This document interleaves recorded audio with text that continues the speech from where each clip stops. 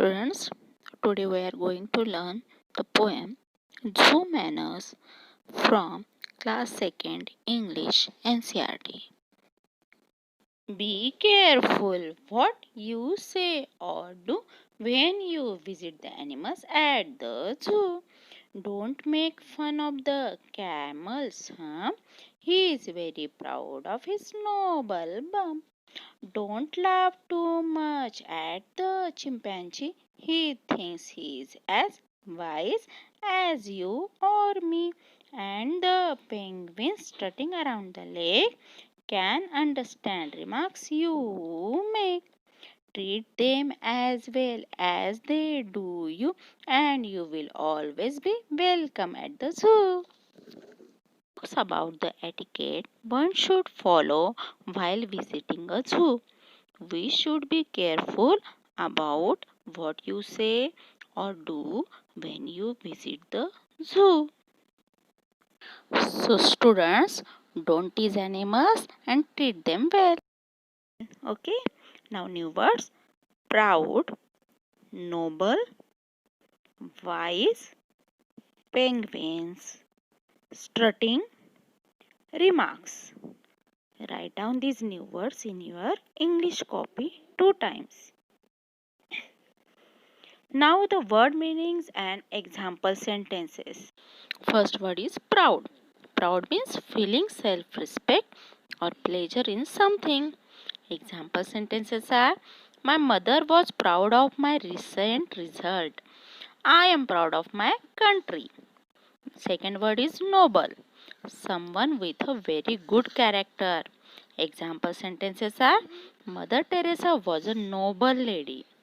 The students were working for a noble cause. Third word is wise. Someone who has a good experience and knowledge. Example sentences: Ashoka was a wise king.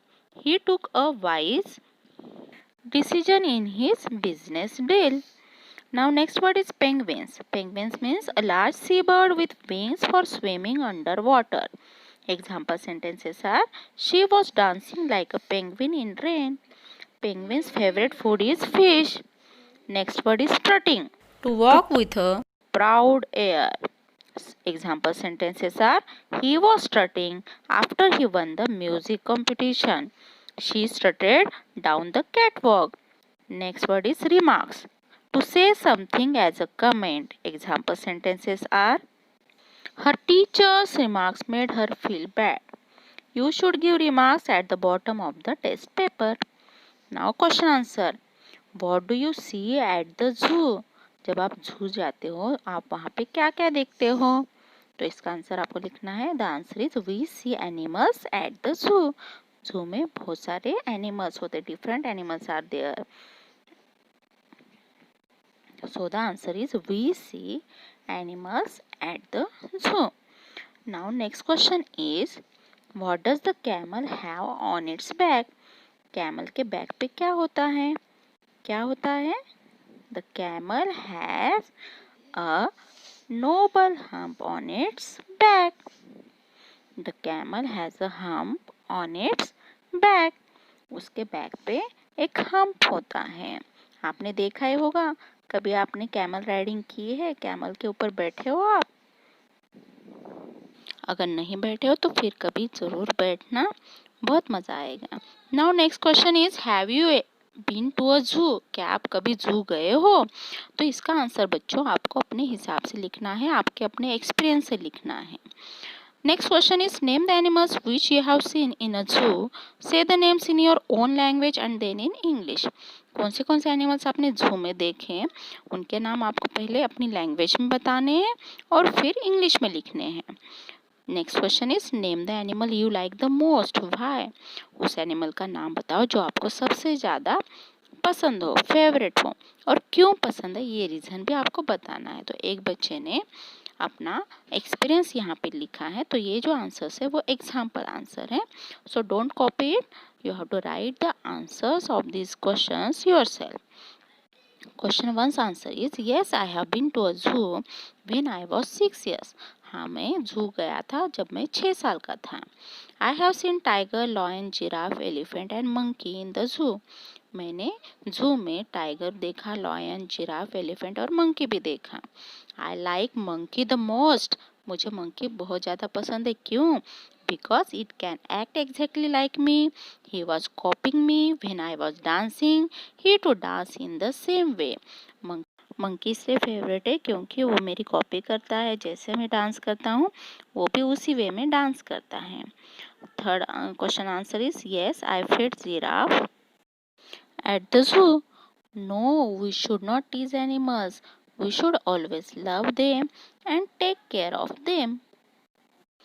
तो बच्चों, हमें animals को कभी भी tease नहीं करना चाहिए, उनका हमेशा ध्यान रखना चाहिए। आप भी रखोगे ना? Now next activity, this and that. तो जब भी हम किसी भी चीज़ के बारे में बोलते हैं तो वो चीज़ अगर पास में रखी है, नियर रखी है, तो हम दिस यूज़ करेंगे। और अगर वो चीज़ दूर है और उसके बारे में हम बात कर रहे हैं तो हम दैट यूज़ करेंगे। जैसे यहाँ पे बहुत सारे एग्जाम्पल्स दिए हुए हैं। This is the book that you have to read. ये बुक में पास में रखी है इसलिए मैं दिस यूज़ करूँगी। That is the girl who won the prize. वो गर्ल जो है वो दूर खड़ी है इसलिए मैं दैट यूज़ करूँगी। This is the food that you have to eat. खाना जो है वो पास में रखा है, सामने रखा है, इसलिए मैं दिस यूज़ करूँगी। That lady ask me for money. उस लेडी के बारे में मैं बात कर रही हूँ इसलिए मैं दैट यूज़ करूँगी। This system is not working. System सामने ही है, नियर है, तो मैं दिस यूज करूंगी। That building got collapse. वो बिल्डिंग गिर गई तो मैं दैट यूज करूंगी।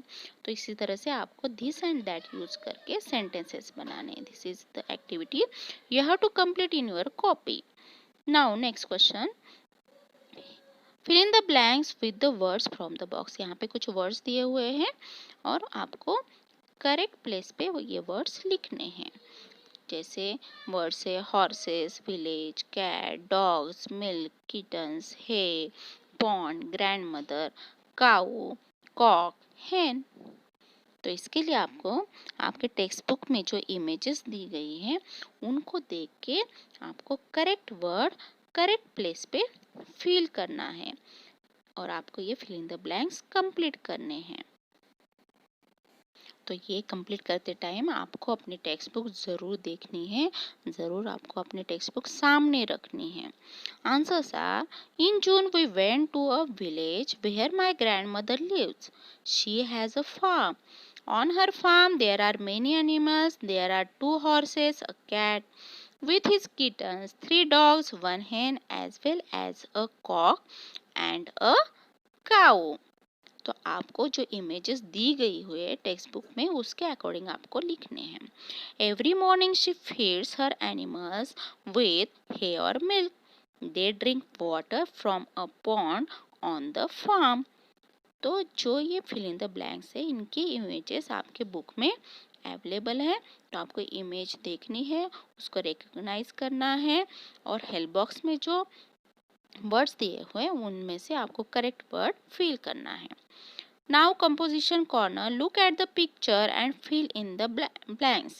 आपको पिक्चर को देखना है जो आपके टेक्स्ट बुक में अवेलेबल है और इन वर्ड्स को सही जगह सही ब्लैंक्स में फिल अप करना है। वर्ड्स है lines, flowers, birds. This is a dash. It has a dash on its wings. It has dash antennas. It buzzes round the dash. It dash and dash came to the zoo. तो आपको text book की help ज़रूर लेनी है। Text book में जो image दी गई है उसको देख के इन फिलअप्स को कंप्लीट करना है। तो what is this? This is a bee. It has lines on its wings. It has 2 antennas. It buzzes round the flowers. It buzzed and buzzed and came to the zoo. Complete this work in your English copy and also draw the picture of a bee in your copy. Look at the pictures and fill in the blanks. तो यहाँ पे different animals के names दिए हुए हैं, उनकी spelling आपको correctly fill करनी है। जैसे lion KLION lion, wolf WOLF wolf, jackal chimpanzee, tiger deer, bear, तो ये सारी स्पेलिंग जो है आपको कंप्लीट करनी है। Now let us make the noises that animals make. ये एक्टिविटी हमने ईवीएस में भी की थी। तो लॉयन कैसे करता है? रोर करता है, roar like a lion. Neigh like a horse, quack quack like a duck, blip blip like a goat, grunt like a pig, bark like a dog, moo like a cow, chirp like a sparrow, chatter like a monkey, hiss like a snake।